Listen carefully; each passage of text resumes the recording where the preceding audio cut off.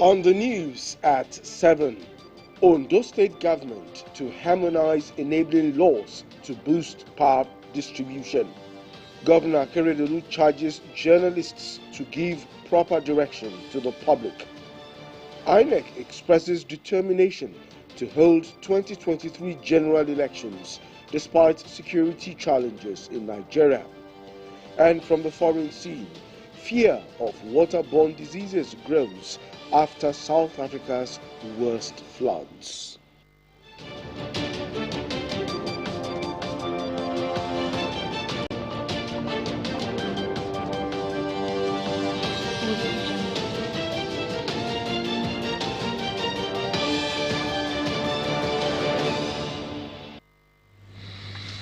Good evening and welcome to the news at 7. I am Akinwumi Abodunde.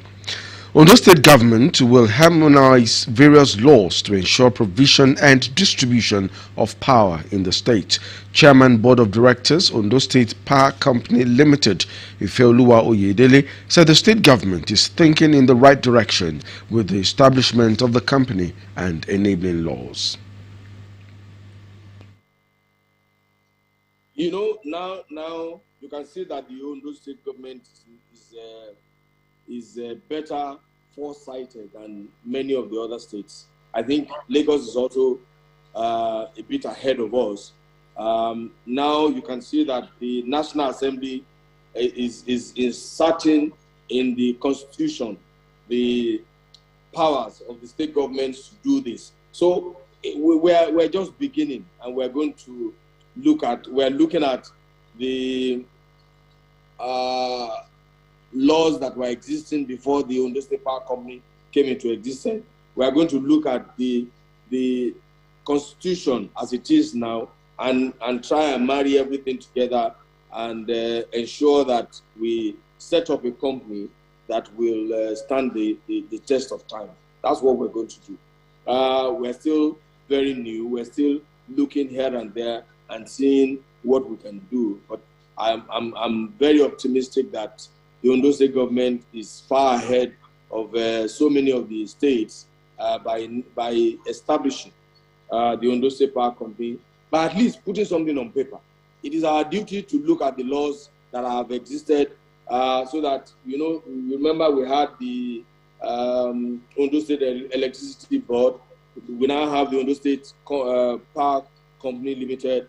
We have the Constitution now. So we are going to put all of these laws and harmonize them and revise the laws. Laws are made for man and not man for dog. So every law, I mean, even if you make a constitution today, in 6 months' time, you can change that constitution when you discover that it is not serving the needs of the people. And that is the whole essence of making these laws, to ensure that it serves the needs of the people. You look at what is happening and you tweak it to meet the current situation. Okay, so let's go to another economic development enabler, which is agriculture. Stakeholders in the cocoa supply chain in Ondo State have been charged to always produce quality cocoa in line with international best practices and work to actualize the 500,000 metric tons envisaged for the next 2 years, so as to position Nigeria as one of the world's largest producer of the commodity in the next 5 years. The national president, Cocoa Farmers Association of Nigeria, Adeola Adegoke, threw the challenge at the flag off of free distribution of handbooks on good agricultural practices to smallholder cocoa farmers in Ondo State. OSRC's Joy Pius reports that about 15,000 copies are to be distributed to cocoa farmers in the state. Cocoa is one of the leading foreign exchange earners in Nigeria. The country is currently the world's fourth largest producer of cocoa after Cote d'Ivoire, Indonesia and Ghana, as well as the third largest exporter. Nigeria presently produces above 300,000 metric tons annually, with an average production of 350 to 400 kilograms per hectare. In Ondo State, cocoa cultivation is one of the leading cash crops and also a major agricultural produce which contributes significantly to employment generation and foreign exchange. To improve its production in the state, cocoa farmers under the aegis of Cocoa Farmers Association of Nigeria, CFAN, gathered at the Cocoa Farmers House in Akure to flag off the free distribution of Cocoa Gap Handbook to smallholder cocoa farmers in the state. In his welcome address, CFAN National President Adeola Adegoke said the aim of the distribution is to ensure that cocoa farmers are enlightened and trained on the proper usage of pesticides and management of other climate-related issues. The need to enlighten and train our cocoa farmers on responsible use of pesticides, GAP, and climate-smart cocoa practices cannot be overemphasized, considering the EU due diligence introduced in the world cocoa supply chain and the threat to ban all cocoa beans that are not sustainably sourced. In their goodwill messages, Secretary to the State Government, Princess Oladunni Odu, represented by Mr. Aderemi Olabode, Senior Special Assistant to Governor Oluwarotimi Akeredolu on Agric and Agribusiness, Akin Lotu, and other agricultural stakeholders acknowledged the strides recorded in the cocoa sector under the current administration and called on all cocoa farmers in the state to key into government's vision. Within this 5 years plus that Arakunrin has been at the saddle of affairs, he has given out over 3 million seedlings of cocoa. So 3 million seedlings of cocoa, let's say at 50% survival, it means across the state today, we're having about 1.5 million young cocoa seedlings. Receiving the handbooks, cocoa farmers in the state promised to put the contents to use for the improvement of cocoa production. Our cocoa production in Nigeria are now being rejected due to quality and minimum residue level. And that is how we came about this. The idea of producing the Cocoa Gap Handbook for free distribution to cocoa farmers is in conjunction with Cocoa Research Institute of Nigeria, Harvest Feed Industries Limited, Federal Ministry of Agriculture and Rural Development, Federal Ministry of Industry, Trade and Investment, and other stakeholders as contribution towards the sustainability of the cocoa supply chain in Nigeria. Joy Pius, Osrc News. Ondo State Governor Oluwarotimi Akeredolu has urged media professionals to work towards stability and preservation of society and set agenda that will help government effectively perform its responsibilities to the people. The governor, through the challenge at the dinner and awards night that crowned the 20th anniversary celebration of Radio Nigeria Positive FM Akure, OSRC's Richard Ilesami reports that the governor commended the station for upholding the tradition of quality broadcasting and reaching out to the grassroots in line with its core mandate. Established in 2002 by the administration of President Olusegun Obasanjo, Radio Nigeria Positive FM Akure's 20 years, and guests including Governor Oluwarotimi Akeredolu are here to celebrate the station's 20 years journey in broadcasting. Governor Akeredolu was represented by Chairman of Osrc Media Group, Mr. Kunle Adebayo. As the occasion had in attendance representatives of Oni of Ife, the DG of Akure, political and religious leaders, media stakeholders and fans of the station. The station's general manager, Mrs. Olubumi Olalere, excited by the journey so far, promised to build on the solid foundations laid by her predecessors to achieve the original intent of disseminating information for the grassroots.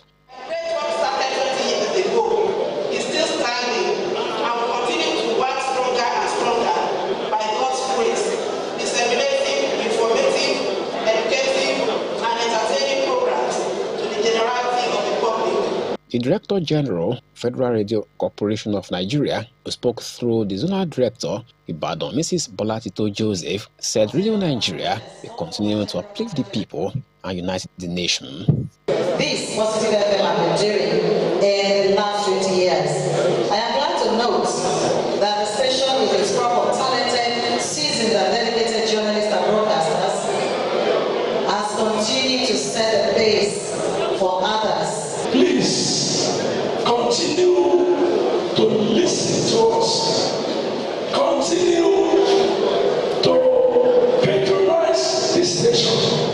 In his remark, Governor Akeredolu hailed Positive FM for projecting its government's activities and for upholding the culture of professionalism. Speaking through his representative, Kunle Adebayo, the governor challenged media professionals to ensure the stability and continuity of society by educating and disseminating genuine information to the people.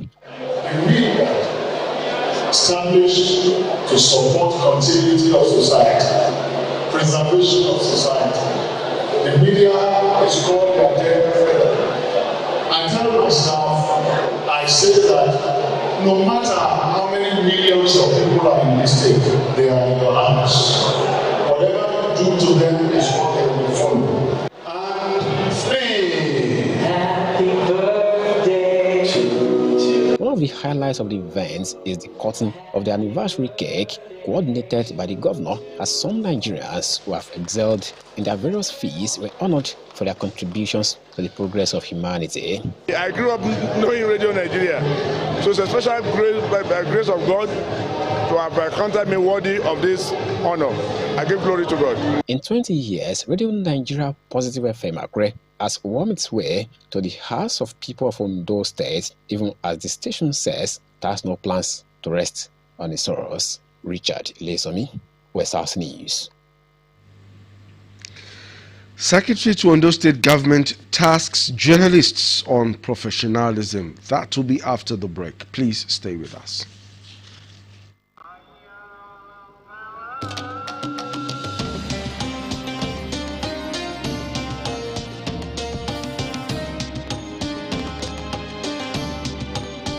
After a fruitful Ramadan day, replenish your body with the right nutrients. Make this your best Ramadan yet. Ramadan Kareem from Hollandia Dairy and Chivita Fruit Juice.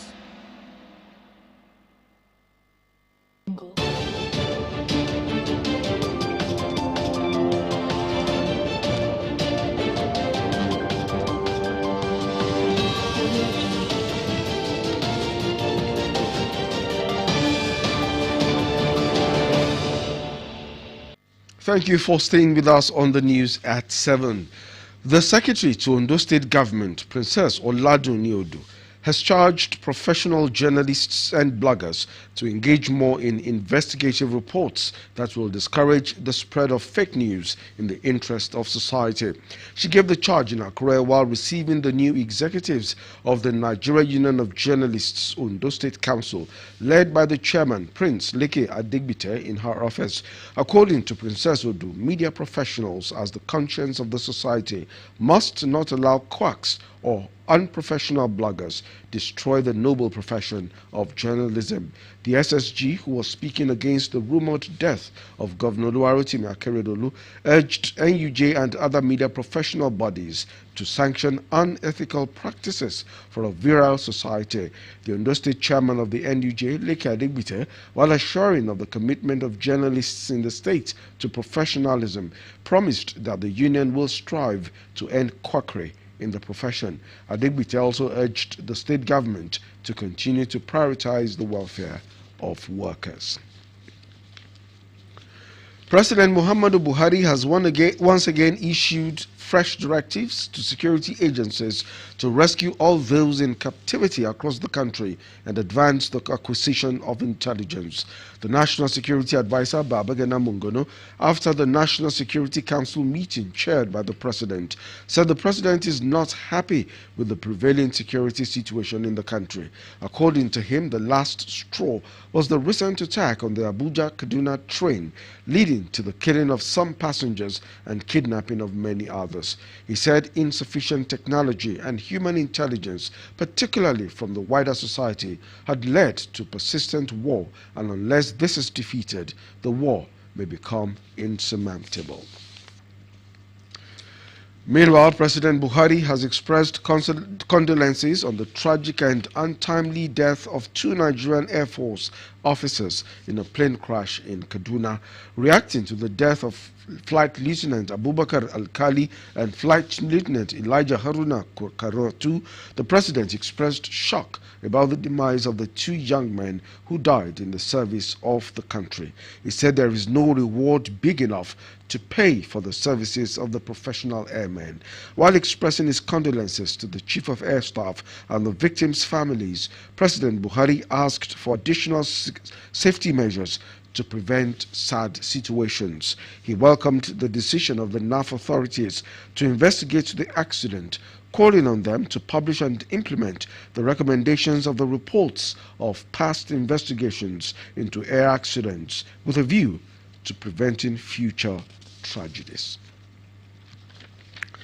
Former President Olusegun Obasanjo has canvassed state police as the most feasible option to address the escalating insecurity in the country.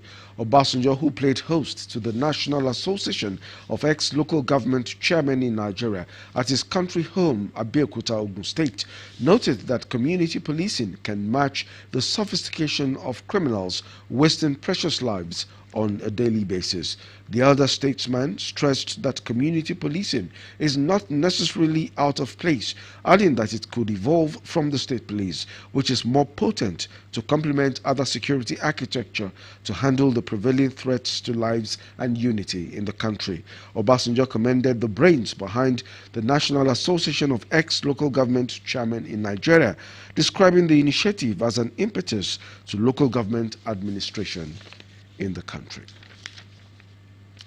You're watching the news at 7 on OSRC television. You can also watch us live on our website www.osrc.ng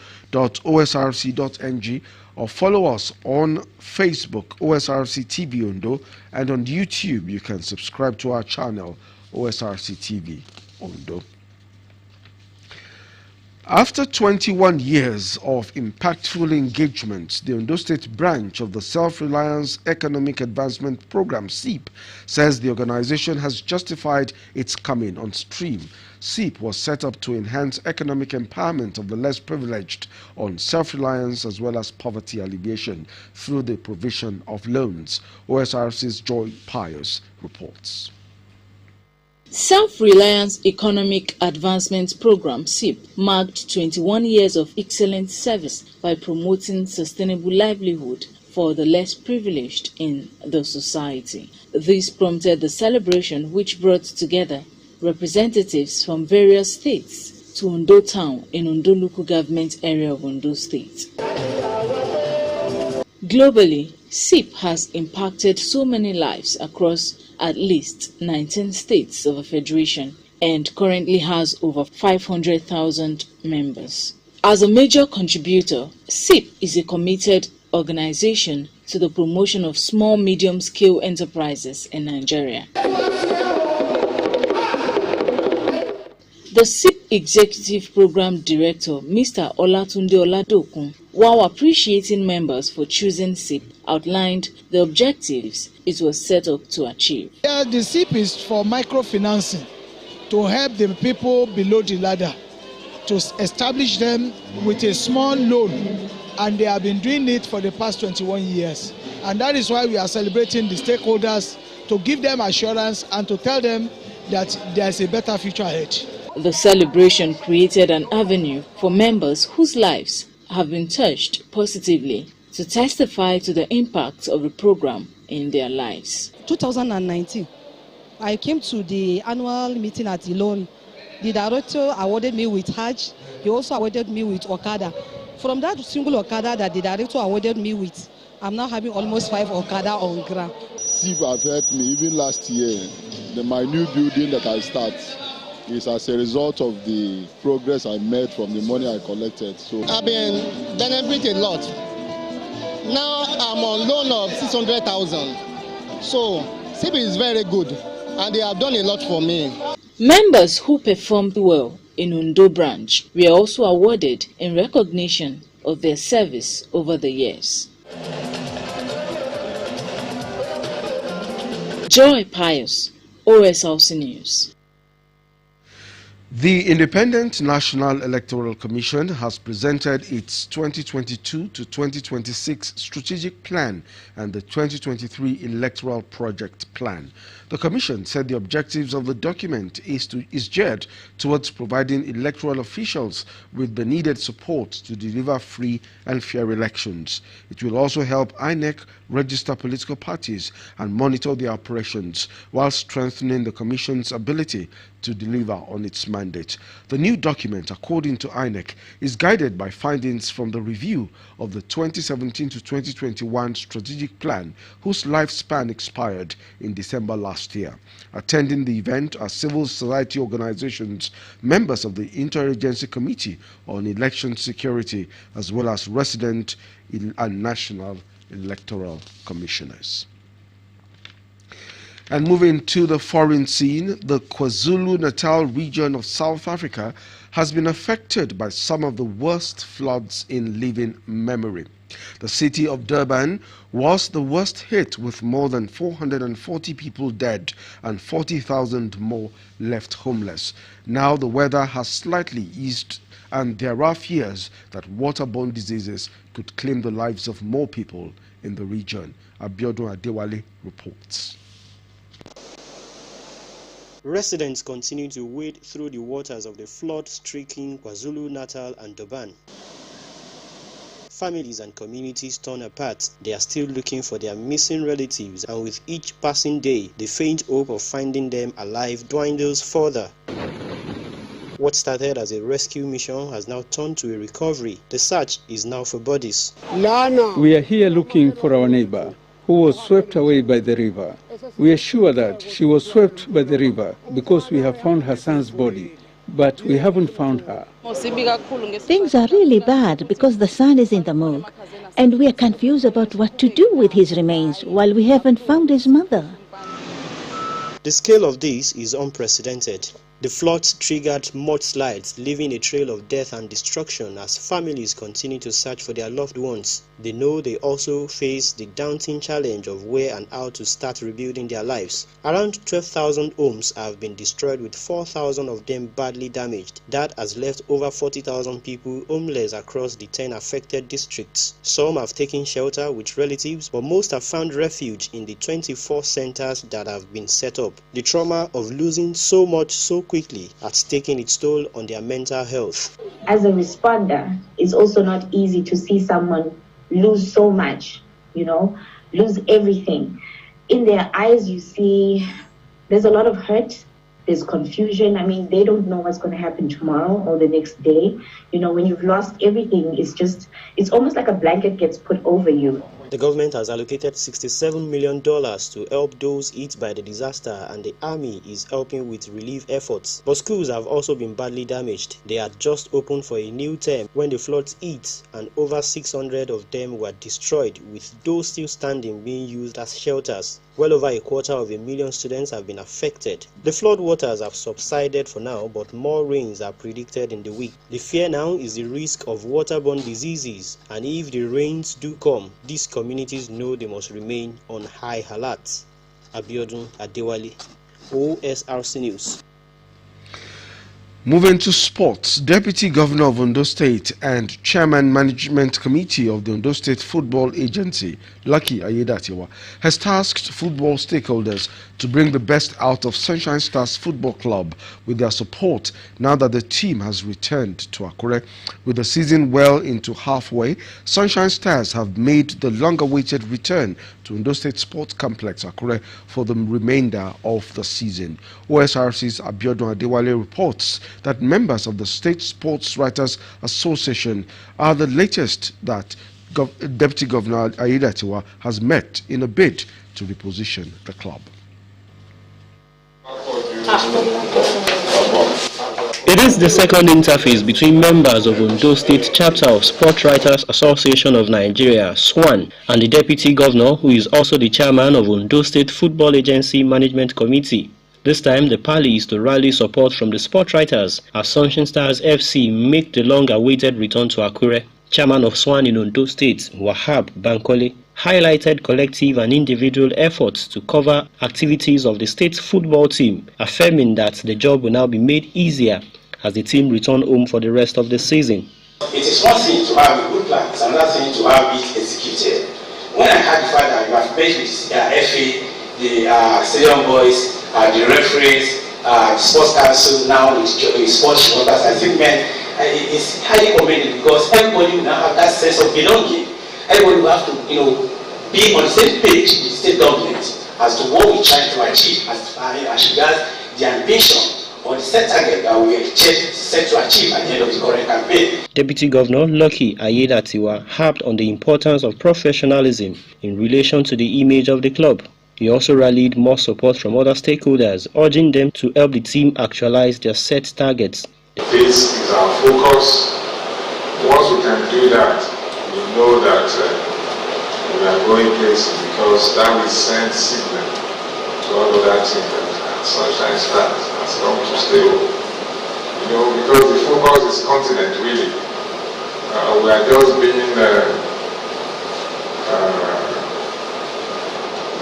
being we don't want to talk too high of ourselves. I say we want to remain among the first three. Anything can happen because we still have a lot of matches to play. And now that we're coming back with the right support from all the stakeholders, join us in prayer, help us in prayer. And your support is critical, it's very important so that we can continue to succeed in this journey. The new head coach of the team, Emmanuel Dutch, was also unveiled before the sport writers. Thank you, sir. According to Ayedatiwa, the club might have changed managerial hands mid-season, but the replacement of Deji Ayeni with the former Abia Warriors handler will not change the ambition of Sunshine Stars FC. Abiodun Adewale, Osrc News. Meanwhile, Sunshine Stars Football Club has closed the gap on the leadership of the Nigeria Professional Football League following a 1-0 win over table toppers Rivers United. Leonard Ugochukwu got the only goal from a corner kick in Sunshine Stars' first match at the Ondo State Sports Complex, Akure, since they returned from Ijebu-Ode. Rivers United fluffed a number of chances to level up, with Mustafa Lawal keeping them at bay just as the hosts rattled the defense of the league leaders. Elsewhere in the MPFL, Heartland breathed some life into their survival hopes with a lone goal victory over Plateau United in Owerri, while defending champions Aqua United thrashed Nasarawa United 6-1 in Uyo. And now to end the news at 7, a quick look at the major stories. Ondo State government is set to harmonize enabling laws to boost power distribution in the state. Governor Oluwarotimi Akeredolu has charged journalists in the state to give proper direction to the public with their reportage. The Independent National Electoral Commission has expressed determination to hold the 2023 general polls despite present security challenges in the country. And from the foreign scene, we told you that fears of waterborne diseases are mounting after South Africa's worst floods. That's it on the news at 7. Thank you for being a part of it. Good evening.